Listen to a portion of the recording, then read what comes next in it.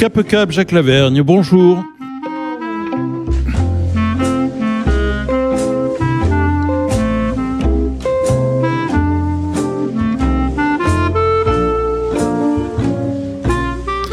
Aujourd'hui, Cap Cap avec la belle revue Native et son fondateur.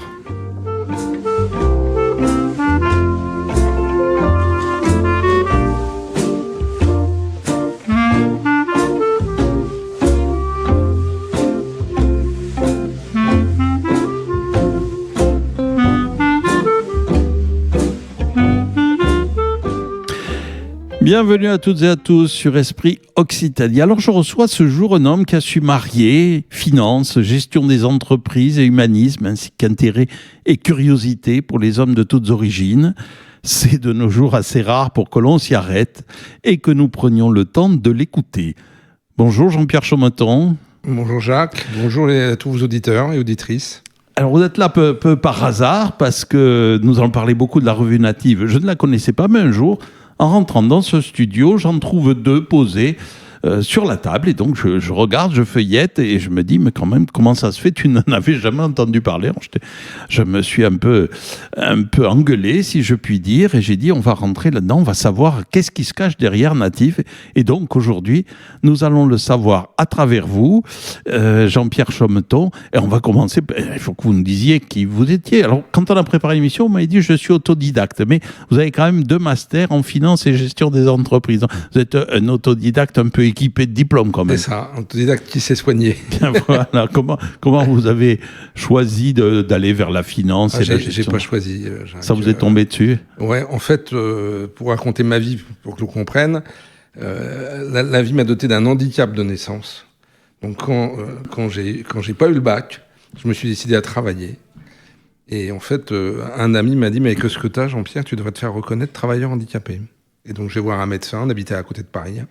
Je vais voir une femme médecin et elle me dit, vous cherchez du boulot? Oui. Elle me dit, j'ai reçu il y a 1 heure une demande d'une banque qui était très en retard dans ses quotas de travailleurs handicapés. À l'époque, ça commençait. Et donc elle me dit, appelez de ma part la DRH. Et donc je me suis retrouvé dans la banque, ça aurait été... j'étais régisseur d'une troupe de théâtre amateur. Oui, là aussi, c'est un grand... Donc ça aurait pu m'amener dans des chemins très différents. Mais régisseur d'une troupe de théâtre... avec un handicap physique, quand il faut monter là-haut, oui, quand s'il faut galoper dans les centres, c'est un peu compliqué. C'est pas un métier. Et en plus, à l'époque, mon handicap était plus dur qu'aujourd'hui, donc c'était pas un métier pour moi, quoi. Et donc, ils m'ont proposé un boulot. Je parlais assez bien anglais à l'époque. Ils m'ont proposé un boulot dans les services internationaux. Donc j'ai dit oui. J'avais 19 ans. Hein. Et puis, on est passé de ça à du commercial de la banque, à des postes de cadre, de directeur d'agence, etc., etc. Donc j'ai fait ça pendant 20 ans. Et puis, 25 ans même. Et au bout de 25 ans, la banque me parlait plus. J'étais responsable d'un fonds d'investissement. J'étais descendu à Toulouse entre-temps, quand même. Donc j'étais là depuis quelques années. Et j'étais responsable d'un fonds d'investissement. Et un client avec qui je venais de faire une opération m'a proposé de me recruter... le lendemain de l'opération, en fait, ce qu'on appelle le closing dans le métier. Oui, c'est-à-dire qu'on arrive à la fin de toutes les opérations préparatoires. C'est ça. Et donc, je suis parti dans l'entreprise pendant 5 ans. Et puis, au bout de 5 ans, la société a eu un certain nombre de difficultés, etc. Crise de 2008, on va vite passer là-dessus. Et donc, je suis parti de la société en sachant que ce que je voulais faire, c'était de la fusion-acquisition. Donc j'ai fait du conseil en fusion-acquisition pendant une 12aine d'années. On peut dire un mot de ce qu'est la fusion-acquisition? C'est accompagner des projets de rapprochement entre 2 entreprises. Voilà. Donc soit on est du côté de l'acheteur, soit on est du côté du vendeur, et on essaye que le mariage se passe dans les moins pires conditions, même si souvent les opérations d'après-fusion sont assez compliquées, notamment sur le plan social, on peut le dire. Et humain. Et humain, c'est ce que je veux dire sur le plan social. Tu vois. Donc voilà, et puis parallèlement à ça, quand même, donc ça c'est ma vie, j'allais dire, visible, mais on a une partie d'iceberg qui est invisible, en fait. Parallèlement à ça, pendant 25-30 ans, j'étais dans le monde associatif, d'abord dans un centre culturel en région parisienne, qui était un organisateur d'événements, de concerts, etc., etc. Je me rappelle avoir organisé une expo sur Napoléon, Et on m'avait donné des originaux dédicacés par Napoléon. On m'avait dit, ça, Jean-Pierre, il faut que ça soit super assuré, parce que si quelqu'un casse la vitrine et part avec, ça vaut, à l'époque, je sais plus combien de dizaines de milliers ou de centaines de milliers de francs, quoi. Et puis, à partir de 2000, je me suis intéressé de plus près au peuple racine, ce qui m'a amené à créer avec une équipe native il y a 5 ans. Et pourquoi spécialement au peuple racine? Alors ça, je ne sais pas y répondre, Jacques. En fait, la question, c'est pourquoi tu t'intéresses... On me l'a posé 30 fois, j'ai pas la réponse. Est-ce que c'est des films qui m'ont impressionné, de type Little Big Man, notamment Little Big Man, avec Dustin Hoffman? Je sais pas. Mais jeune adolescent, quand j'ai vu ces films-là, il y a un truc en moi qui a dû dire, mais qu'est-ce qu'on a fait à ces gens-là, quoi? Qui sont-ils et qu'est-ce qu'on leur a fait? C'est venu d'une interrogation comme ça. Et qu'est-ce qu'on continue à leur faire? Ça, on est d'accord. On va y venir tout à l'heure. Et puis, donc, j'ai commencé à aller voir des documentaires, des conférences. On recevait déjà des représentants de peuples autochtones dans les années 90. Donc, j'ai vu quelques conférences ici, en région parisienne. Et puis, à un moment, mon intérêt s'est arrêté sur un peuple particulier. Dans un moment particulier, une conférence ici, dans une fac à Toulouse. Un peuple qui s'appelle les Indiens Kogi. Donc, on est au nord de la Colombie. C'est un peuple qui vit sur une montagne qui monte à 6000 mètres d'altitude. Ils vivent à différents étages thermiques de la montagne. Et en fait, je suis rentré dans une association qui collecte des fonds pour leur acheter des terres et leur rendre des terres ancestrales. Et j'ai œuvré là-dedans pendant 20 ans, 10 ans comme président et le reste comme administrateur et trésorier. Et puis en 2000, on arrive à Native ou on se le garde pour plus tard? Ah non, on va se le garder pour la deuxième partie. On va se le garder pour plus tard. Parce voilà, donc j'ai toujours eu... En fait, j'ai une triple vie, en fait, parce qu'avec mon handicap physique, j'ai un corps qui nécessite des soins depuis que je suis tout petit. Hein. Je fais de la kiné depuis l'âge de 5 ans, j'ai été opéré plusieurs fois. Je peux le dire, j'ai découvert à 12 ans ce qu'on appelle les soins énergétiques. Je suis tombé sur un monsieur qui était un magnétiseur à Paris qui m'a bizarrement aidé à avoir une meilleure souplesse de la main et du pied, alors que j'avais la main complètement raide. Étonnant comme truc. Hein. Étonnant, mais ça marche. En tout cas, ça m'a bien accompagné. Et depuis, souvent les gens font soit de la médecine, notre médecine, on va dire, soit de la médecine alternative, et opposent les deux. Et moi, j'ai jamais opposé les deux, en fait. Je pense qu'il y a un vrai complément à faire entre les deux. À part qu'il y en a une, peut-être la nôtre, qui aime pas trop être complétée, on va dire. On est d'accord, mais... L'autre fois, je regardais une émission de télé, par exemple, et je voyais aux États-Unis une opération avec quelqu'un qui avait un problème pour être anesthésié. Et il y avait un magnétiseur dans le bloc opératoire, et un magnétiseur. C'était sur France 2, une émission à 20h, etc., quoi. Donc, c'était pas un truc... voilà, donc... En tout cas, moi, ça m'a beaucoup aidé. Donc, j'ai été visiter... quelques alternatives, dont l'acupuncture, que je trouve être une thérapie et une médecine remarquable. Oui, pour l'avoir pratiqué et qui m'a beaucoup aidé à certaines époques difficiles, oui. Voilà. Véritablement.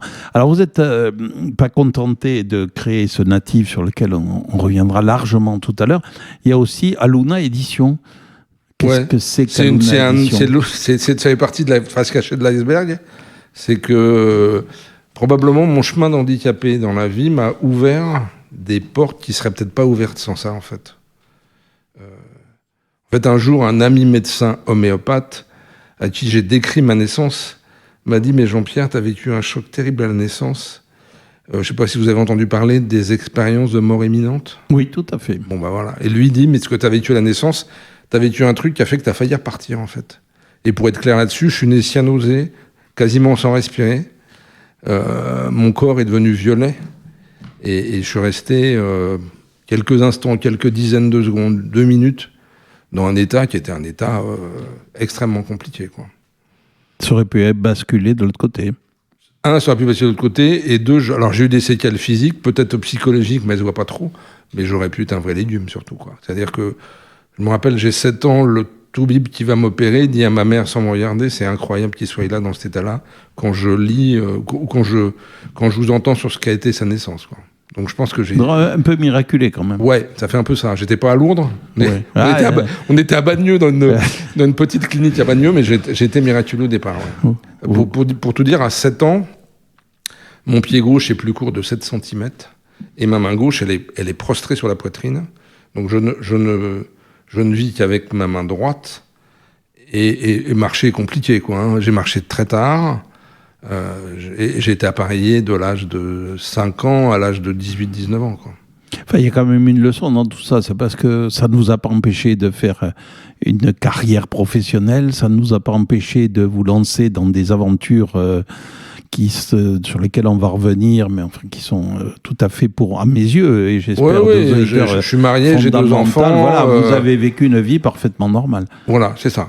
En arrivant à insérer ce que nécessite cet handicap en termes de suivi dans ma vie, j'ai toujours été très transparent avec mes collaborateurs et mes patrons en leur disant, avec ça, je vous préviens, je peux avoir un accident qui fait que ça peut s'arrêter quelques mois, parce que c'est arrivé quand même, et puis j'ai besoin de 4 séances de soins par semaine.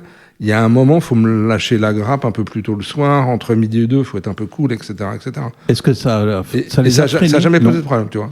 Ça a toujours été fluide, ça. Donc ça veut dire que les gens ont l'esprit beaucoup plus ouvert. Moi, j'imagine qu'à côté aussi, ce que vous leur apportiez valait peut-être la peine d'accepter ces contraintes. De toute façon, je pense que des handicapés qui sont intégrés à la vie amènent beaucoup de choses, en fait. On est plus battant quand on est handicapé. En tout cas, on a quelque chose à prouver. Oui, il y a un truc. Même j'ai fait un peu de sport, j'ai joué au tennis, et les profs me disaient, mais dans les tactés, comment tu fais pour jouer comme ça? Et quand on regarde les handicapés qui étaient aux Jeux Olympiques, il y a des trucs. Oui, c'est. Ce nageur brésilien qui nageait sans bras, cette femme qui tirait à l'arc avec ses pieds et sa bouche. Oui, on est sur notre planète, quoi. Ça laisse un peu rêveur quand on se plaint de nos petits bobos. Et ce monsieur qui a plus de bras et plus de jambes, j'oublie son nom, Philippe Croizon, qui fait des choses incroyables, quoi. Donc miraculé, donc on n'est plus battant, je pense. Voilà, miraculé, mais battant, actif et surtout créatif. Alors à Luna Édition qu'on a évoqué, quelle était la ligne éditoriale de cette on était plutôt sur ce qu'on appelle la spiritualité, le développement personnel. C'était un de vos choix, ça, c'est vous qui avez trouvé, et le nom et la ligne? Et le nom, alors le nom, non, parce que c'est le nom d'un mot des Indiens Kogi dont je m'occupais à l'époque. La ligne, oui. Mais j'étais déjà avec une équipe de 2-3 personnes pour démarrer. Je suis pas graphiste, donc si on connaît l'édition, il faut monter des bouquins, il faut faire des couvertures, etc. C'est de l'intendance. Beaucoup d'éditeurs pensent que l'édition se résume à faire une première de couve, une 4e, et trouver un imprimeur, et après c'est un peu plus que ça, quand même. Essayer de diffuser. Voilà. L'édition, ça commence par un texte. Ça commence par un texte, il faut valider, etc. Voilà. Ça a démarré sur un texte d'un Américain qui venait faire une conférence à Paris, que j'aimais bien, qui était un disciple d'un enseignant indien, d'Inde, pas indien, des Indiens, en fait. Et on s'est mis à éditer son bouquin. On a démarré comme ça. Et puis après, c'est une machine, en fait. Les gens vous appellent, vous approchent, vous envoient des textes. Et alors, la sélection est quand même extrêmement compliquée. Vous en receviez beaucoup de textes? Ouais, j'en recevais 20 à 30 par an. Ouais, j'en recevais 3 à 4 par mois, donc un peu plus, plutôt 50 par an, quoi. Et j'en sortais 5, 6. Donc choisir 10% de ce que tu reçois, déjà, c'est j'étais avec Actes Sud dernièrement, ils m'ont dit on reçoit tous les mois 500 manuscrits. Ah bah Actes Sud, c'est une énorme maison. Donc, et c'est pas forcément une des plus grosses. Donc les autres, j'imagine, pas de 600, 700 par mois. Ouais. Le français a le prurit de l'écriture. C'est ça. Et alors, cet Aluna Édition, il a trouvé son public? Ouais, mais petitement quand même. C'est pas facile. Non, c'est pas facile. Et on a créé une collection Peuple Racine dans Aluna, en fait. J'avais déjà l'embryon de natif qui émergeait par mon parcours personnel d'accompagnement. Et puis, on avait édité quelques bouquins de paroles de Peuple Racine. Et un beau matin de 2017, je me suis dit, et si on créait un média? Comme ça, en partant d'une page blanche. Autre aventure. Voilà. On voulait veiller à l'équilibre du monde, c'est ça? Comme les grands frères, les Kogi, comment on dit Kogi, ouais. Et l'association s'appelle Chenduku, donc pour prononcer le mot. C'est un peu compliqué. Vous avez dû beaucoup vous entraîner. C'est sympa. C'est pas moi qui l'ai créé. C'est un monsieur qui a vécu un épisode particulier avec eux, quoi. Les Kogi, ça existe toujours? Les Kogi existent toujours. Ils se portent bien. Il y a 4 peuples qui sont dans la même sphère géographique. Colombie, vous avez dit. Ouais, Colombie, nord de la Colombie, Santa. Ouais. La région s'appelle Santa Marta, et Sierra Nevada de Santa Marta, et là il y a 4 peuples qui vivent, à peu près une centaine de milliers de personnes. Quand on parle Colombie, on ne pense pas forcément à ça. Hein. Non, pense on est d'accord. à la drogue, on pense à des problèmes politiques un peu On déchirants. pense aux narcotrafiquants, on pense à tout ça, au narcotrafic. Donc c'est bien. Et ces gens ne sont pas perturbés, ils sont perturbés par ça. Ah bah bien sûr. Ouais. Parce qu'ils ont des terres, donc ils peuvent faire pousser quelque chose. Voilà. Donc on doit ils ont des terres qui peuvent être pas loin d'intérêt de ce qu'on vient de dire, et donc ils essayent de vivre dans une situation de retrait, de contact avec le monde, la partie contact étant très prudente. C'est encore possible ? C'est encore possible, avec de temps en temps des accidents. Violents. Le correspondant de l'association que j'ai connu à l'époque, d'un retour d'un voyage en France, a disparu brutalement. On n'a jamais retrouvé ni son corps, ni quoi que ce soit. Alors, Aluna Édition, continuez sa vie, vous êtes séparés, hein, c'est ça, j'ai cédé ça à une maison d'édition toulousaine qui s'appelle Pictos, il y a 2 ans.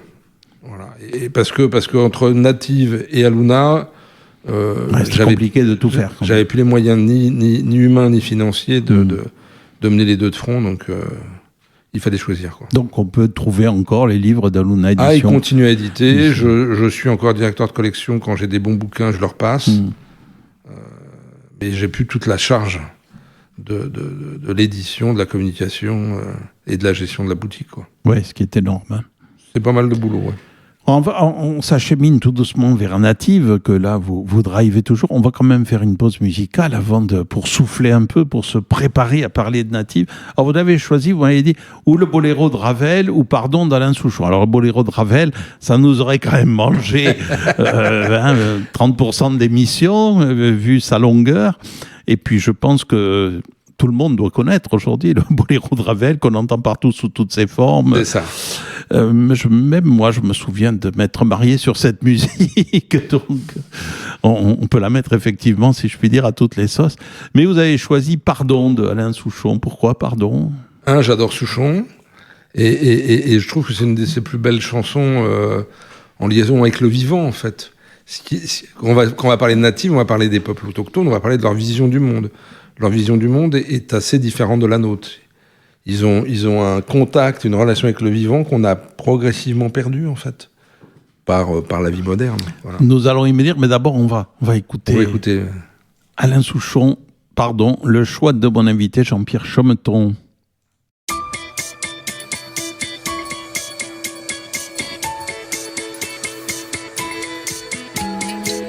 Oh, libellule si délicate, oh les mésanges petites pattes, gentil coquelicot, pardon, chardon, et le noble ver de terre, pardon, le jour se rêve dans l'aubépine, les enfants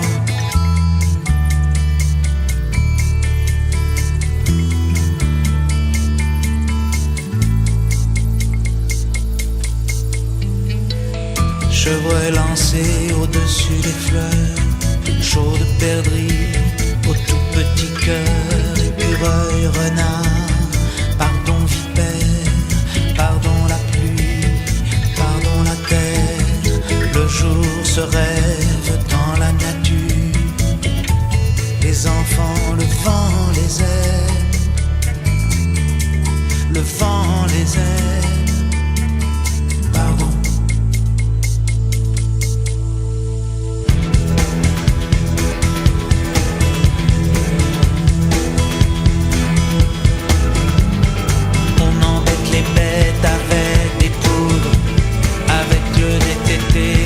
Sulfate de soude, pardon.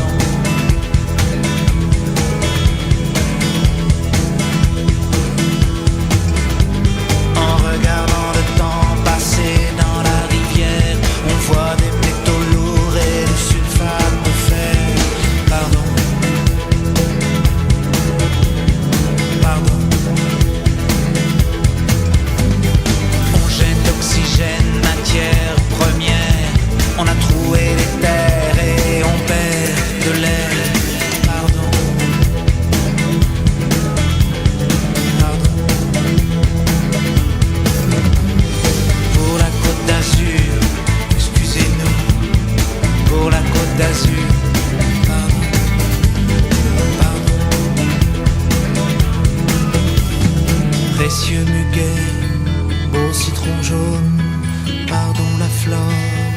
Pardon la faune, le jour se rêve sur les légumes, les enfants sur le bitume.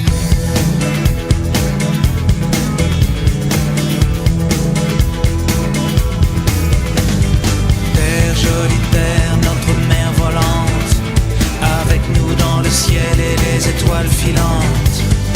Pardon.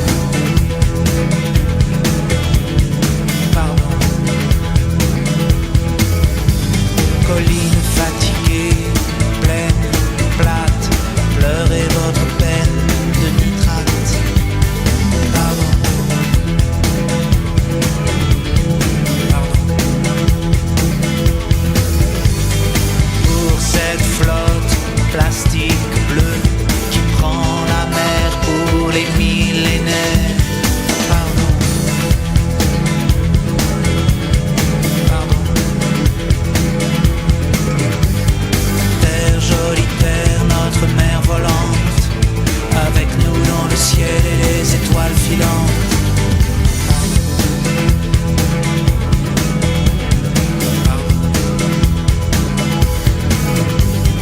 Terre, jolie terre, notre mer volante, avec nous dans le ciel et les étoiles filantes. Pardon. Alain Souchon, pardon, le choix de Jean-Pierre Chometon, mon invité, créateur de Native. Alors Native, on va largement en parler parce que c'est une revue absolument superbe et qui traite des sujets qui me paraissent aujourd'hui absolument fondamentaux. Peut-être qu'il faut apprendre aux gens qu'ils le sont, mais Native est fait pour ça et on va y contribuer. Alors, je vais vous citer une phrase. Quand l'humanité est égarée dans un monde qui lui-même se perd, elle doit savoir retrouver le sens de ses origines, un temps où tout était vivant et où l'équilibre nécessaire à la vie reposait sur l'interdépendance de toutes choses. Alors, c'est pas de moi, c'est certainement de vous, Jean-Pierre Chometon. Non plus. Non plus, non. Mais c'est ce qui introduit finalement sur votre site Native. Oui, je pense que c'est une phrase d'un Amérindien, probablement. Ah bien, assez alors, probablement. Parce que malgré le fait qu'ils n'aient pas d'outils technologiques comme les nôtres, ils ont une vision du monde qui est extrêmement forte. Oui, peut-être meilleure que la nôtre, qui maintenant est complètement omnubilée par ces fameux outils. Alors, c'est une revue trimestrielle. Voilà, on va partir des fondamentaux qu'on ne trouve pas en kiosque, je crois. C'est une revue trimestrielle qu'on trouve depuis le dernier numéro là, dont on parlera en librairie. D'accord, oui. Mais pas en kiosque, on est d'accord. Parce que c'est quand même... Et sinon, après, c'est en achat sur le site où il y a soit des achats au numéro, soit des abonnements. Alors, vous volez pas le lecteur parce que j'ai vu 130 pages quand même. Il y a des photos. Oui, il y a des photos, mais il y a de la matière, il y a du texte. Ah bah en général, puis c'est trimestriel, donc on a 3 mois pour le lire. Voilà, on a 3 mois pour le lire, donc c'est bon. Alors, les thématiques abordées, la ligne, qu'est-ce que c'est ? La ligne, en fait, c'est... Il y a quand même une double orientation, même si la deuxième orientation est plus faible, c'est donner la parole au peuple racine. Il faut peut-être qu'on dise qui ils sont quand même, parce que... Oui, on va dire ce que c'est qu'un peuple racine. Ce vocable est quand même extrêmement large. Et deuxièmement, parler aussi de nos racines ici. C'est-à-dire que de temps en temps, on a un article sur les Corses, les Basques et les Occitans. Parce qu'on a des racines ici aussi, qu'on a peut-être un peu... Et des ailes. Oublié, mis vraiment sous terre, quoi. Absolument. Alors, les peuples, on va le définir. Qu'est-ce que c'est un peuple ? Alors, un peuple racine, on pourrait dire que c'est un peuple qui vit, alors, j'allais dire, dans un endroit où ils sont depuis plusieurs siècles, mais j'ai corrigé un truc, soit c'est leur terre ancestrale, ils sont là depuis toujours, des milliers d'années, soit c'est des terres sur lesquelles on les a emmenés. Quand je dis on, c'est l'homme blanc, c'est nous. Où on les a poussés. Une espèce de Trump, quoi. On parlait des Kodis tout à l'heure. Les Kodis sont arrivés en Colombie, mais ils n'étaient pas là. Ils étaient très probablement... C'est compliqué de refaire les chemins des peuples, parce que les traces... Mais on subodore qu'ils étaient plutôt au Mexique.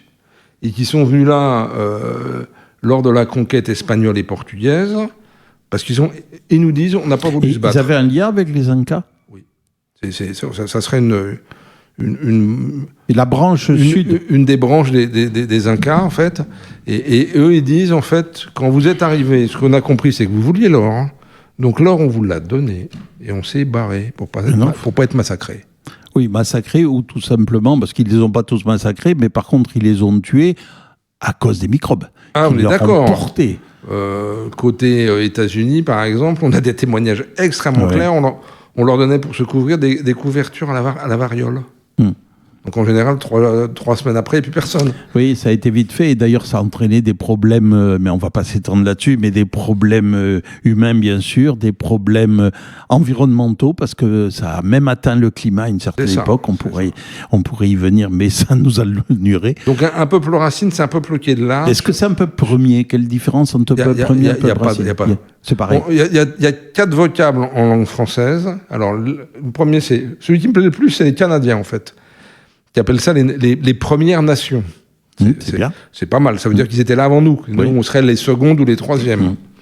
Donc, ils appellent ça les Premières Nations. Après, il y a peuple premier, peuple autochtone, peuple racine. Et les 3 vocables sont utilisés. Voilà. Si je donne quelques chiffres, peut-être. Des chiffres qui viennent des Nations Unies. Ils nous disent qu'il y a 455 millions de personnes qui sont reconnues peuple racine dans le monde. Ils seraient en gestion de 22% des terres immergées. Là-dedans, il y a des glaces, etc. Et ils géreraient 80% des biodiversités. Je pense que ce chiffre-là est beaucoup plus important que les 2 autres.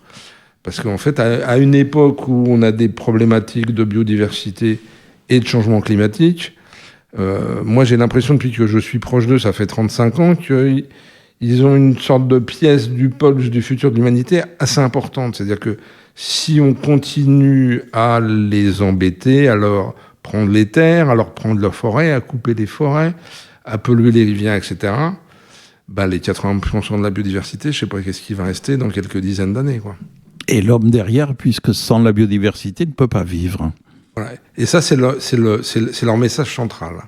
C'est que, je me rappelle toute ma vie, la première conférence à Toulouse, on se met à parler de la nature et de l'environnement. Et donc, il me coupe la parole, il me dit, c'est quoi l'environnement? Donc, je leur explique et je leur dis, l'environnement, c'est ce qui nous entoure.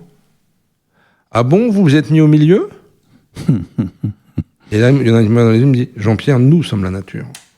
Si vous avez une vision coupée de ça, elle est fausse, en fait. Si vous n'arrivez pas à réintégrer le fait que nous sommes la nature, que vous êtes la nature, et que quand vous esquintez un arbre, l'air, l'eau, etc., quand vous prenez les roches, etc., en fait, quelque part, au bout du chemin, il y a nous, quoi. Ça, on a un peu de mal à le concevoir. On a beaucoup de mal à le concevoir, parce que moi, la première fois que j'ai entendu ça, c'est pas ma culture, c'est pas ce que j'ai reçu comme enseignement, etc. Et pourtant, c'est tellement vrai. Est-ce que on peut le qualifier natif de revue ethnologique? On n'a pas voulu ça, Jacques. On a voulu rester une revue à caractère plus général. Alors, il y a des articles qui sont assez poussés à l'intérieur, mais on veut que ça soit quand même une revue assez grand public. Ça veut dire que moi, n'importe qui, tous ceux qui sont dans ce studio, on n'est pas seul, peuvent le lire sans on est d'accord. Quel que soit l'âge ou la formation. Oui. On est entouré par des jeunes, plutôt. Ouais. Quand même, Et alors, pour être clair avec vous, en fait, Natif, c'est 2 supports. Il y a le support papier, qui est la revue trimestrielle, et il y a un site web et des réseaux sociaux, parce qu'aujourd'hui, il faut des réseaux sociaux. Donc, il y a un site web et des réseaux sociaux sur lesquels on pousse des contenus qui, eux, sont gratuits. Toutes les semaines, on met un article sur notre site web et on pousse plusieurs posts par semaine sur les réseaux sociaux, à la fois sur ce qu'on fait, mais aussi en écho avec l'actualité, etc. Qui c'est qui écrit dans Natif? Ce sont des universitaires, des savants? Il y a tout, il y a des anthropologues, il y a des gens qu'on interviewe, il y a des représentants des peuples autochtones surtout. Oui, vous leur donnez la parole. Le but premier, c'était ça, c'était de leur offrir une plateforme pour qu'ils viennent s'exprimer. Mais comment on peut donner la parole à des gens qui sont répartis sur toute la planète, qui sont très différents les uns des autres, et aussi très différents de nous? On est d'accord, et qui ont des modes d'expression qui peuvent être extrêmement différents de nous. Je reprends un exemple avec les Koyi pour qu'on comprenne. Un jour, j'ai posé une question à Koyi, la réponse a duré 2h30, et il m'a dit, Jean-Pierre, je t'ai pas répondu la moitié de ce que je veux te dire. Oui. Donc, tu vois, dans un article écrit, c'est pas possible. Alors comment on y arrive? Comment on y arrive, c'est en créant des liens, en fait. J'ai pas créé Natif tout seul, j'ai créé Natif avec une équipe. On était une dizaine de personnes autour, des photographes, des anthropologues, des graphistes. On avait tous une histoire avec les peuples premiers, en fait, parce que tu n'arrives pas là-dedans si le sujet ne résonne pas. Et donc, on avait tous un réseau. Et puis, ce réseau s'est étoffé au fur et à mesure des numéros et des années. Je ne dis pas qu'on a des rapports dans tous les endroits de la planète, parce que ce que je n'ai pas dit tout à l'heure dans les chiffres, c'est que c'est 5000 communautés, 7000 langues. C'est plusieurs années natives là-dedans. Il y a de la matière. On est parti pour 2 siècles, au moins, quoi. Et donc, comment on les rencontre ? On les rencontre par ces réseaux, en fait. De temps en temps, j'ai un appel de gens que je connais qui accueillent un peuple racine ou des représentants de peuple racine à l'autre bout de la France et qui me disent est-ce que tu veux venir, est-ce que tu veux faire une interview, etc., etc. Donc ça se maille comme ça, en fait, par lien de fraternité, je dirais. Est-ce qu'ils sont en lien eux-mêmes ? Non. Les peuples... c'est compliqué, Jacques, de faire un état des lieux précis et relativement, j'allais dire, constant de ces peuples, puisqu'ils sont 5000 dans des endroits extrêmement différents. Ce qu'on n'a pas dit, c'est que les 5000, il y en a 100 à 150 qui sont des peuples non contactés. Donc, oui, c'était une question que je voulais poser. Il y a encore est-ce que ce sont des peuples non contactés ou ce sont des peuples qu'on ne connaît pas ? Et si on ne les connaît pas, comment on peut savoir qu'ils existent ? Alors, il y en a qu'on connaît, il y en a peut-être qu'on ne connaît pas là-dedans, mais il y en a qu'on connaît. Mais le message qu'ils nous donnent, c'est « venez pas ». Venez pas, je les comprends. Et venez pas du tout, quoi. Et il y a un exemple extrêmement précis, je pense que c'est au début du confinement, au début du Covid, en fait, un journaliste américain voulait aller sur une île du Pacifique où il y avait un peuple, ils lui ont dit 5 fois « va-t'en ». La 6e fois, ils lui ont envoyé une flèche. Et le mec est mort. Le message était clair. Voilà, donc ils veulent absolument pas de contact. Il y en a qui veulent absolument pas de contact avec nous. Parce qu'ils savent, alors soit parce qu'ils l'ont vécu, soit parce qu'ils l'ont pas vécu. Mais on parlera de ça tout à l'heure. Vous me posez la question de savoir est-ce qu'ils sont ensemble. Ces gens-là sont dans un mode de communication comme le nôtre, et dans un mode de communication un peu étonnant, qui serait une sorte de dialogue avec les esprits, l'invisible, les esprits, tout. Pour eux, tout est porteur d'un esprit. Donc tout. Chamanique. Voilà, tout. L'air, l'eau, les forêts, les animaux, les plantes, et ils dialogueraient avec ces esprits. Mais est-ce que ces gens qui refusent notre civilisation, est-ce qu'on les laisse tranquilles ? Parce qu'il y a plus beaucoup d'endroits, j'imagine, sur la planète qu'on n'a pas étudié, exploré, cartographié. Donc comment ces gens arrivent ou à passer à travers les mailles du filet ou à vivre tranquillement coupés des autres ? Alors en fait, ils sont de moins en moins coupés des autres parce que entre effectivement les investigations qu'on mène et puis le tourisme qui va dans tous les sens, etc., des peuples qui vivent vraiment retirés, il y en a de moins en moins. Aujourd'hui, on peut aller à peu près partout sur la planète, même s'il y a des coins pour y aller. On parlera tout à l'heure d'une expo photo qu'on est en train de développer avec le rédacteur en chef de Rendez-vous en Terre Inconnue. Je ne sais pas si vous avez vu le dernier Rendez-vous en Terre Inconnue. Regardez-le, il est remarquable. Oui, je le regarde, mais des fois, je suis un peu agacé. Ça fait un peu people quand même. On est d'accord, mais bon, c'est comme ça. Moi, j'aime bien cette émission parce que c'est la seule émission en public qui les montre. Oui, voilà. Il faut regarder le verre à moitié plein. Donc, je regarde plutôt le côté... Voilà. Mais la dernière émission, ils sont au Népal, au fin fond d'une vallée, à 4500 mètres. Et là, tu te dis, il y a des gens qui vivent sur le Mont Blanc toute l'année ? C'est étonnant, déjà, quand même. Et en fait, pour arriver chez eux, il y a 6 jours de marche. 6 jours de marche qui t'amènent du niveau de Katmandou à la vallée à 4005. Ouais, on doit commencer à chercher l'air un peu. On doit commencer à chercher l'air. Et donc, ils ont emmené Thomas Sisley, ils ne m'auraient pas emmené, parce que moi, à 64 ans déjà, avec ma jambe, 6 jours de marche, on oublie. Mais ça a été quelque chose. Et cette vallée, elle est ouverte 4 mois par an. 8 mois par an, il y a des glaces. Donc, ils passent 4 mois de l'année à préparer leur hiver, en fait. À préparer leurs ressources, leur alimentation, etc., etc. Ça veut dire qu'ils sont... Donc ceux-là, on les laisse tranquilles. On va prendre un autre exemple. Les Samis, qui est le seul peuple racine qui vit en Europe. Ouais. Jacques, on prend un avion, dans 6 heures, on est chez les Samis. Oui, mais on les laisse pas tranquilles. Mais du coup, on peut ne pas les laisser tranquilles. Mais où il y a un point, quand on dit qu'ils veulent être tranquilles, oui, qu'ils veulent pas du tout de notre civilisation, ça c'est moins sûr. Je me rappelle d'un film sur la Sibérie, où les gens se réjouissaient de voir arriver une route. Pourquoi ? Parce que quand quelqu'un d'âgé est très très malade, ou qu'une femme est en train d'accoucher et que ça se passe pas très bien, eh ben ils sachent qu'avec une route, ils peuvent descendre en 3 heures à l'hosto qui est à 200 ou 300 km. Donc ils ont une connaissance de notre civilisation. Ah bah j'ai des amis autochtones dont j'ai le portable, qui sont au fin fond de la soirée brésilienne ou au Chili ou au-dessus du cercle polaire pour les Samis, etc., etc. Il y en a qui sont équipés. Moi, j'en arrive à penser, mais c'est ma pensée personnelle, mais on est plusieurs à penser ça, hein, que peut-être que le futur pour eux et pour nous, ça serait de prendre le meilleur des deux, en fait. Peut-être que nous, on réintègre une partie de leur sagesse sur cette vision du monde et cette vision qu'on est dans une globalité et pas dans un monde segmenté. C'est remarquable ce qu'on a fait, hein. Oui, pas toujours. Pas toujours, mais en tout cas sur un certain nombre de points. Je sais pas dans quel état je serais si j'étais né au fin fond d'une forêt. Tu vois, parce que la chirurgie et la médecine m'a beaucoup aidé. Certainement. Mais par contre, on a tellement segmenté qu'on a oublié le sens. Est-ce que ces gens vivent, alors ceux qui arrivent à vivre en autarcie, parce que c'est ça, hein, pour beaucoup, est-ce qu'ils vivent comme ont toujours vécu les hommes, comme ont vécu les premiers Homo sapiens ? Assez probablement, oui. On n'est pas très loin de ça. Des fois, moi, j'adorerais que les gens qui étudient les Homo sapiens viennent les rencontrer, parce qu'en fait, on aurait... ils le font souvent, quand souvent, même. Ils le font, ouais. Mais on aurait quelque chose de témoignage de ça aujourd'hui, quoi.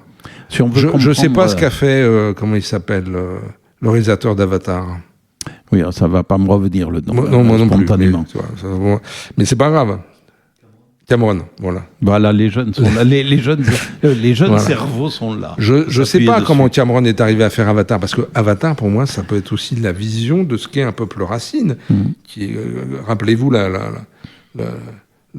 cette vision de la globalité, de l'arbre qui est vivant, etc., dans Avatar. C'est ça, en fait. Je me disais, je rêverais d'interviewer Avatar pour Native. Ah, ça, pourquoi pas ? Pourquoi pas ? Pourquoi pas ? Il n'y a pas de raison. Le pape, qui est malade aujourd'hui, le pape François, a écrit des textes sur les peuples racines qui sont de très beaux textes. Et oui, c'est-à-dire que lui, il vient d'un pays où il n'était pas très éloigné de ces peuples. Il les a peut-être même rencontrés, d'ailleurs, dans son exercice. Ouais. Je ne sais pas s'il est allé les évangéliser.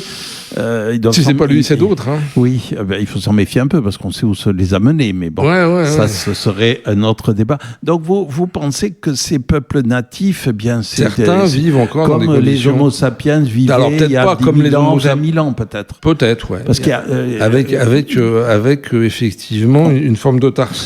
On vit avec la nature, on vit dans le respect de la nature, qui est un véritable partenaire, mais dur parfois, mais c'est un partenaire. Ah oui, de toute façon, et puis il y a la solidarité entre les gens du groupe. Parce qu'ils vivent comment, ces gens ? Ils vivent en groupe. On pourrait dire qu'ils ont privilégié le collectif à l'individu. Oui. L'individu n'est pas nié. Je m'appelle toujours avec mon prénom, mon nom, etc., etc. Mais on voit quand même dans beaucoup de ces peuples-là que le collectif prime sur l'individu. Et quand ils viennent ici, ils sont extrêmement surpris de ce qu'on fait avec un certain nombre de gens qu'on laisse peut-être un peu sur le côté de la route.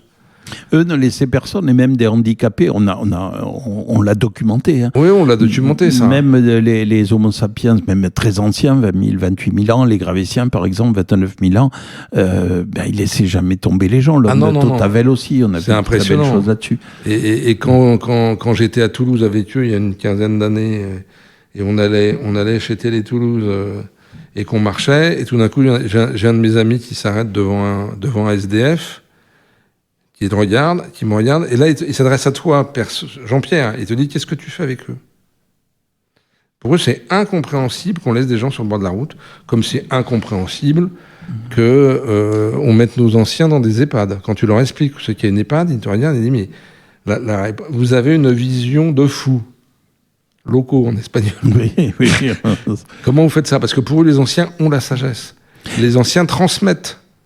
Comment on peut échanger avec ces peuples premiers ? Ils ont leur langue. Ils ont leur langue. Qui n'est pas forcément connue. Alors comment on fait pour communiquer ? Alors ça dépend où on est sur la planète. Si on est au Québec, la plupart il y en a même qui parlent français. Si on est aux États-Unis, ils ont un double langage, en fait. Mais ils l'ont appris où? Ils l'ont appris où s'ils vivent en autarcie? Ah non, mais ceux-là vivent pas en autarcie. Aux États-Unis, à ma connaissance, je vois pas de peuple vivant en autarcie. Si je prends les pour l'instant, nous avons une américaine dans le studio. C'est pour ça que je dis ça. Si je regarde les Koyi, il y en a qui ne parlent que leur langue, le Kagaba. Il y en a certains qui parlent espagnol. Voilà, ça s'arrête là. Donc quand tu parles avec un Koyi, il faut qu'un il parle espagnol, mais ça veut dire qu'il parle en Kagaba, puis en espagnol, puis en français, et le retour se fait dans l'autre sens aussi, quoi. Donc ça fait des conférences extrêmement longues.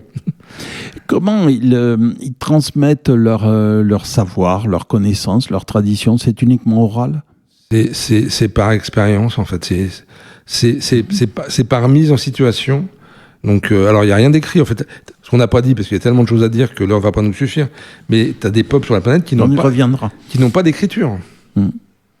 Qui dessinent des formes sur des pierres, mais qui n'ont pas d'écriture. Et donc, ceux que je connais le mieux, c'est les Koyi, puisque je les ai accompagnés pendant plus de 20 ans. Ils vous connaissent, vous alliez là-bas? Alors moi, je ne pouvais pas y aller parce qu'avec ma jambe, marcher en Amazonie, regardez 2 minutes de film, vous allez comprendre que ça m'est pas possible. Par contre, je les ai reçus ici beaucoup de fois. Et donc ça veut dire qu'ils viennent, qu'ils prennent l'avion, que... Ah oui, mais même un monsieur qui a 80 ans, qui est jamais sorti de sa forêt, qui lui vit en autarcie, qui s'appelait Bernardo. Bernardo, un jour, en sentant qu'il fallait qu'il se déplace pour porter un message, il est descendu, il est monté dans une bagnole, il avait peut-être vu quelques voitures passer, mais pas beaucoup, mais il n'était pas sorti de son territoire, en fait. Et il s'est retrouvé à Paris, devant la Seine. Il y a eu des films là-dessus, un peu légers, mais des films... Oui. Et là, c'est très étonnant, c'est qu'ils ont cette lecture en direct du vivant, que nous, on a avec tous nos instruments. Moi, je les appelle les experts les mains dans les poches, parce que quand tu es devant la scène à Paris avec eux, et qu'ils te disent comme ça, au bout de 10 secondes, l'eau qui est là, elle est morte. Mais où sont les arbres? Vous avez tout coupé, en fait. Vous avez bétonné les quais, donc l'eau qui passe, il n'y a plus de vie dedans, quoi. Et une expérience que j'ai vécue, celle-là, elle est assez frappante. Ici, à Toulouse, à Météo France, Météo nous avait prêté l'auditorium pour faire des conférences 2 soirs de suite. Et on a eu l'idée d'organiser une rencontre entre 3 chamans et les prévisions de la météo. Sans caméra, sans micro, sans rien. C'est dommage, hein. Mais bon.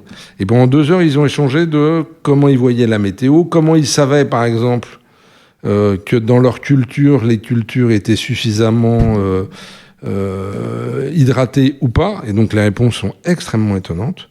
Mais l'anecdote que je vais raconter, c'est la fin de la conférence. Entre l'échange et puis la conférence, on avait un moment dans la salle de la météo, qui est une grande salle farcie d'ordinateurs, etc.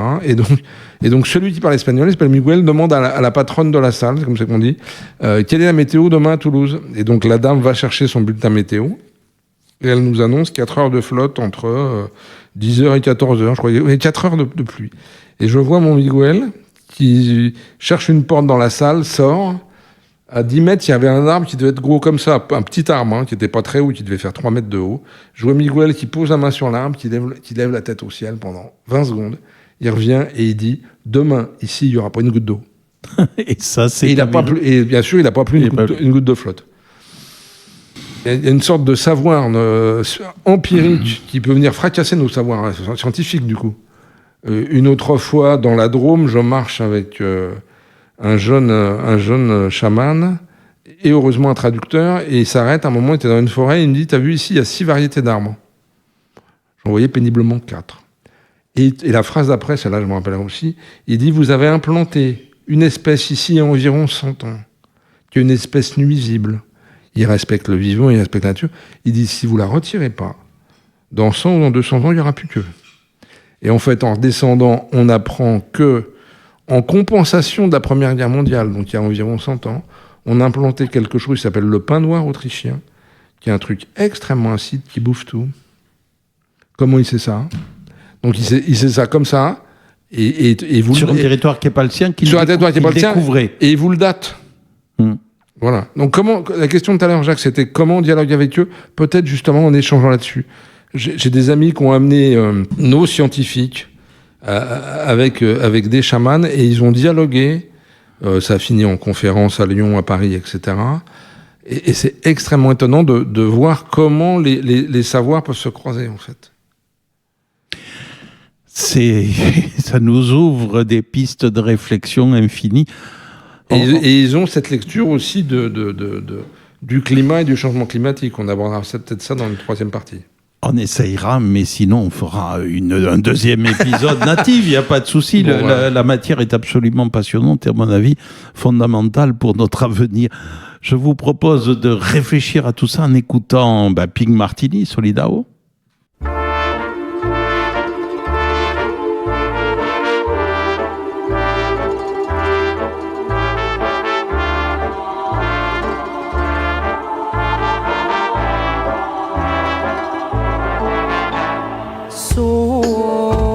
Solidão de quem tremeu a tentação de seu desencanto que o céu me deu. Serei bem eu sobre este véu de pranto, sem saber se choro com pecado. A tremer imploro o céu fechado. Triste amor, o amor de alguém, quando outro amor só tem abandonado. Não me abandonei, por mim ninguém já se detém na estrada.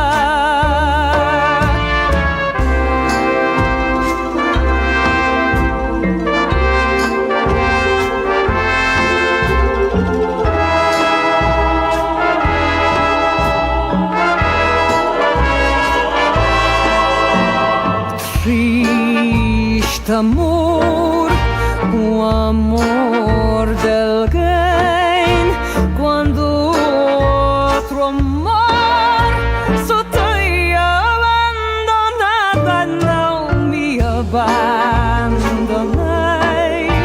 por mim ninguém já se detém na estrada.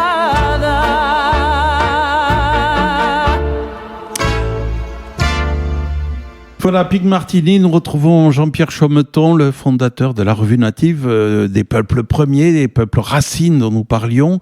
Alors, avant de revenir un peu sur vous personnellement, deux choses. Il y a sur Native un numéro spécial hommage, que j'ai devant moi, qui m'a l'air magnifique. Je vais le feuilleter, vous me l'avez porté, merci. 244 pages. 244 pages, En vente en librairie et sur le site www.revue-native.com. Et donc on présente là-dedans l'expo photo de Franck Desplanques. Franck, c'est le rédacteur en chef de Rendez-vous en Terre Inconnue, que j'ai rencontré dans ma vie d'avant avec les Codis, en fait, parce qu'ils ont fait une émission magnifique avec Thomas Pesquet chez les Codis, qui était pour moi une des plus belles émissions. Lui, il les a vus d'en haut, non ? Ah, il les a vus d'en haut, ouais. Mais ça a été. J'adorerais avoir Thomas pendant 2 heures en tête-à-tête pour voir qu'est-ce qui reste 6 ans après de ça, parce que ça a dû quand même extrêmement le marquer, quoi. Ouais. Et donc on présente 7 peuples sur la planète avec des photos, des témoignages d'eux, puisque sur chacun des peuples on les présente, on leur donne la parole, etc. Et puis il y a des interviews, une interview de Thomas, une interview de Frédéric Lopez, 2 autres grands photographes reconnus qui sont spécialisés sur les peuples racines. Et l'expo a été présentée en janvier-février à Paris au Quai de la Photo. Et je recherche, alors j'allais dire dans toute la France, mais comme on est en Occitanie, parlons de l'Occitanie, je recherche en Occitanie des lieux qui peuvent nous accueillir, petits, moyens, grands, publics, privés. Voilà. Et ça peut être aussi les sociétés, puisque une société parisienne m'a dit, Jean-Pierre, je te loue l'exposition pour la mettre dans mes bureaux. Voilà. Donc ça peut être aussi ça. C'est très ouvert et c'est un appel qui, j'espère, sera entendu. Donc l'exposition et le numéro spécial, hommage, donc en librairie, parce que effectivement, c'est pas véritablement un format de magazine. Non. Alors, Jean-Pierre Chometon, bon, vous nous avez déjà beaucoup parlé de ce que vous avez fait. Vous écrivez aussi, vous écrivez dans Native. J'écris, j'interview, effectivement. Vous avez écrit 2 livres aussi, Itinéraire d'un amoureux de la vie. Et Ouais. La vie est un chemin sans fin et sans limite. Si, il y a quand même une limite, c'est la mort. Ouais, mais est-ce que... Vaste sujet, est-ce que c'en est une vraiment? C'est c'en est une dans mon corps physique, ça je suis d'accord, le corps physique s'arrête. Mais en fait, je pense que cet handicap de naissance et cet accident que j'ai eu à la naissance m'a ouvert, je l'ai dit tout à l'heure, des portes qui ne seraient pas ouvertes sans ça. Et une des portes, c'est ça en fait. C'est cette absolue certitude que la vie n'a pas commencé le 20 décembre 1960 et s'arrêtera pas, je sais pas à quelle date, mais qu'en fait la vie est un flux. Ça peut rejoindre d'ailleurs ce que disent certains peuples autochtones en fait, qui disent que la vie c'est un cycle incessant ou ce que disent les bouddhistes, de naissance, vie, mort, renaissance, vie, mort, renaissance. Il y a des choses qu'on n'aimerait pas revivre, je vous le dis de suite. Mais bon. Voilà. Allez, l'œuvre d'art qui vous a marqué, Léonard de Vinci, je crois. Ouais, c'est tout. J'ai du mal à choisir là-dedans. J'ai visité à Milan la Seine, c'est extrêmement fort. Et les œuvres de Léonard que j'ai vues en France, dans différents musées, dont le Louvre, m'ont toujours éminemment impressionné. Cet homme et son équipe, parce que je pense qu'il n'a pas peint tout ce qu'on a mis, on met Léonard de Vinci, mais il avait des gens autour de lui. Il devait avoir, oui, toute une équipe autour de lui. On disait un atelier à l'époque, peut-être. Et je pense qu'il a une technique, je ne suis pas spécialiste en art, mais il a une technique qu'on n'a toujours pas compris, où les spécialistes sont toujours pas d'accord de savoir comment il arrivait à faire cette technique très particulière de son œuvre. Il s'est à beaucoup de sujets aussi. Ouais. Ah bah c'est pas que de la peinture en fait. Il y a aussi toute sa partie technique. Il a dessiné des chars, des avions, etc. Tout ça en 1500 ou en 1600 quoi. Donc voilà, on pourrait dire que c'est un génie. Voilà, et puis voilà, au bout de la chaîne. Comme Mozart, à 6 ans, qui composait de la musique. On en a eu un certain nombre avant, Léonard de Vinci, vous aussi citez Mozart, puis maintenant on arrive à Trump, comme quoi, ce que je dis souvent, c'est vraiment la grande régression. Vous êtes cinéphile aussi, Danse avec les loups de Kevin Costner. Ouais, je suis un grand... J'aime l'art au sens large, donc je vais très souvent au théâtre, je vais écouter des concerts... et je suis un grand cinéphile. Ouais, Danse avec les loups, ça fait partie des films références sur les peuples racines, je trouve, aux États-Unis, de cette compréhension de qui ils sont et de ce rapport au vivant et de comment on peut leur laisser une place en fait dans notre monde. Ce qui est peut-être une des vraies questions, quoi. Il y a des endroits où on leur laisse la place. En France, on ne sait pas trop faire, mais dans le nord de l'Italie, vous avez, près de la frontière française, une centaine de loups. Ils vivent avec les éleveurs qui ont su s'adapter, trouver les moyens de protéger leurs troupeaux. Donc, c'est possible. Ah, mais on est parfaitement d'accord. C'est possible. Il est possible de vivre en osmose avec le vivant et pas en opposition. Ou surtout en l'éradiquant, parce que l'opposition, c'est souvent ça. Le moment qui va marquer votre vie, alors ça revient un peu à votre handicap de naissance, puisque vous avez une hémiplégie de naissance. C'est ça. Il y a eu un jour important, c'est quand vous avez... En fait, quand j'ai 18 ans, je passe un permis de conduire, mais je me sers de mon pied droit et de ma main droite, et on me dit grosso modo, t'oublies ton pied gauche et ta main gauche. Et donc j'ai un système extrêmement coûteux à l'époque d'appareillage pour conduire. Et puis un jour, un hasard, un de mes amis m'aide à déménager des meubles chez mes parents qui sont à 200 bornes de Paris. Mon ami s'en va avec mon père faire des courses. La camionnette est mal garée, ça gêne. Et je prends les clés sans réfléchir et je monte dans la camionnette et je la déplace de 50 mètres. Et là, je me dis, tiens, c'est marrant, finalement, avec la main gauche, j'arrive à tenir le volant. Avec le pied gauche, j'appuie sur la pédale de... Et si je repassais le permis de conduire. Et donc, je vais poser un dossier, je suis par une commission médicale, je m'en rappelle toute ma vie, j'ai 6 toubibs en face de moi qui me regardent dans tous les coutures, etc. Et ils me donnent le permis sans que je monte dans une bagnole. C'est extrêmement étonnant. Oui. Il y a des moments de surprise dans la vie qui font que... Non, vous avez le permis. Et j'ai pas fait attention pour la petite histoire. En fait, il m'avait donné le permis pour 5 ans. Et je me suis aperçu 30 ans après, en passant du permis, Oui. le grand permis, le truc rose qu'on avait au permis format carte de bleu, là. J'arrive à la préfecture de Toulouse et le mec me dit « Mais ça fait 25 ans que vous roulez sans permis ?» Ah. Et j'ai été arrêté 2 fois par la police dans des contrôles réguliers. Et 2 fois, les flics n'ont pas vu qu'il y avait une date de préemption sur mon permis, quoi. Voilà, donc c'est... Alors, et donc la joie que j'ai eue en sortant de ce truc-là est une joie incroyable parce que je m'y attendais pas. Je me disais, je vais repasser un permis, je vais repartir à faire 20 heures d'auto-école, etc. Non, au bout de 3/4 d'heure, c'est bon. Je pense que j'ai pris le permis, j'ai été conduire une bagnole tout de suite, quoi.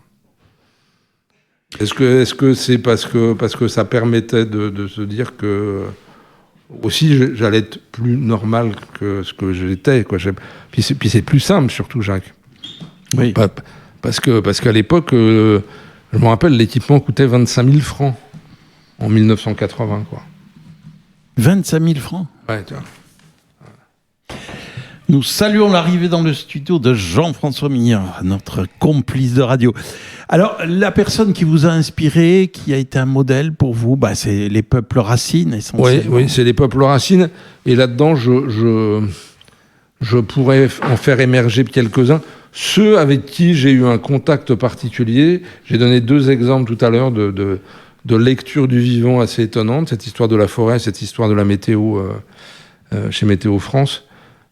Cela m'étonne énormément. Et on a aussi parlé de soins énergétiques. Donc, de temps en temps, je fais un soin énergétique avec un chaman ou un représentant des peuples autochtones. Et j'avoue, des fois, ils ont une lecture du corps qui est extrêmement particulière. Bon, donc je ne rentrerai pas dans les détails, c'est très personnel, mais c'est extrêmement particulier. Vous m'avez cité une citation d'Hubert Reeves que vous m'avez dit. Faut me la redonner, Jacques. L'homme mène une guerre contre la nature. S'il gagne, on est perdu. Il est perdu. Ouais, il est perdu. Quoi. On est perdu. Quoi. Je trouve que ça résume très très bien l'endroit où on est aujourd'hui, en fait. Moi, je vous en donnais une autre. Vous me direz de qui elle est. J'adore les citations, ça fait rire.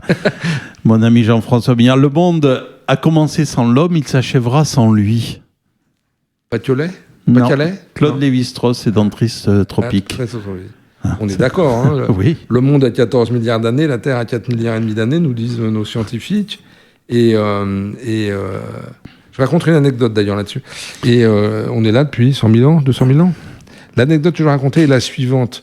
Après le Covid, quand ils sont revenus ici, les peuples autochtones, il y a un chaman qui vient me voir et qui me dit « Jean-Pierre, pourquoi vous avez écouté vos scientifiques par rapport à la maladie ? Pourquoi vous êtes isolés ? Pourquoi vous êtes vaccinés, etc.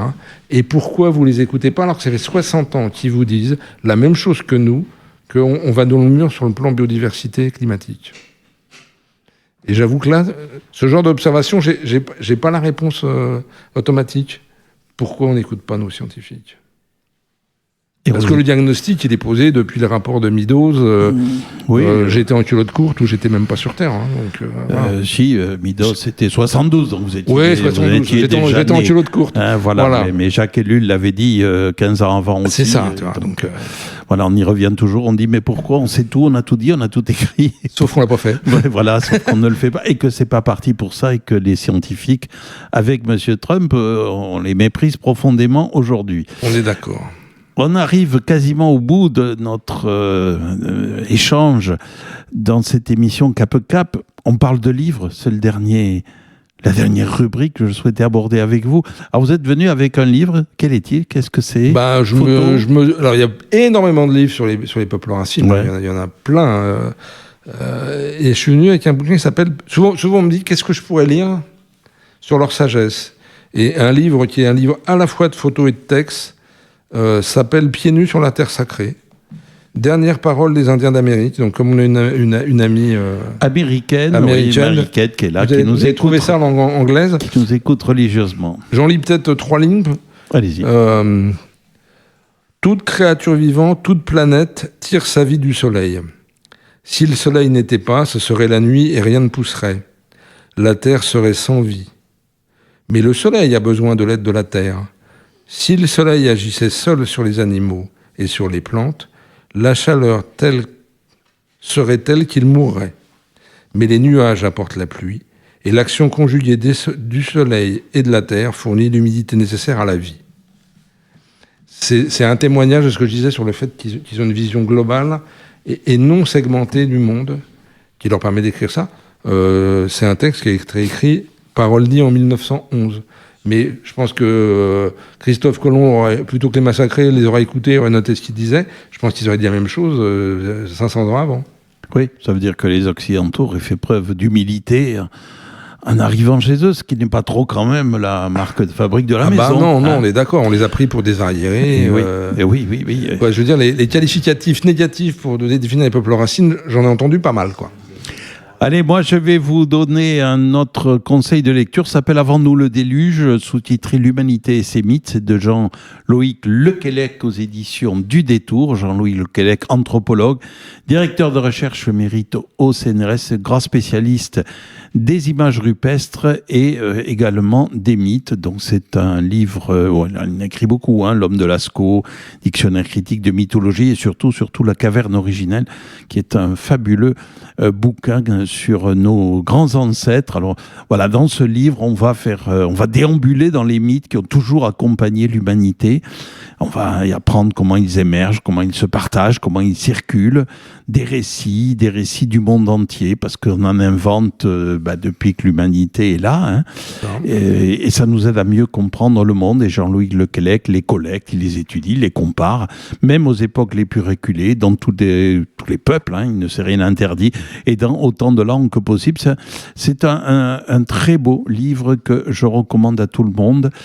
Avant nous le déluge, l'humanité et ses mythes, et Pieds nus sur la terre sacrée de McLuhan, avec des photos d'Edward Curtis, c'est ça. C'est ça. Merci Jean-Pierre. Pour la petite histoire, pour les gens qui sont fans de ça, alors c'est en langue anglaise, mais il vient de sortir un magnifique bouquin chez Taschen, T-A-S-C-H-E-N, nos amis allemands, qui reprend une vingtaine de portfolios de ce photographe. Et on en parlera dans le prochain Native, il est absolument magnifique. Et peut-être bientôt à ce micro. Toute la partie texte est en langue anglaise, donc c'est pour notre ami. Mais il y a quand même quelques personnes qui comprennent un peu, qui entendent un peu l'anglais ici. Merci Jean-Pierre Chometon d'être venu nous parler de Native. Je rappelle le numéro spécial Native qui s'appelle Hommage, et puis l'exposition photo. C'est ça. Que l'on pourra certainement voir, mais on dira ici à ce micro. Tout à fait. Où est-ce qu'on peut aller la visiter? Merci Jean-Pierre Chometon. Merci beaucoup. C'était Cap Cap, une émission de Jacques Lavergne avec à la technique Grégor Natchez, que je remercie. Vous pourrez retrouver le podcast de cette émission ainsi que ceux de toutes les autres sur le site de la station Esprit Occitanie. Bonne semaine à toutes et à tous.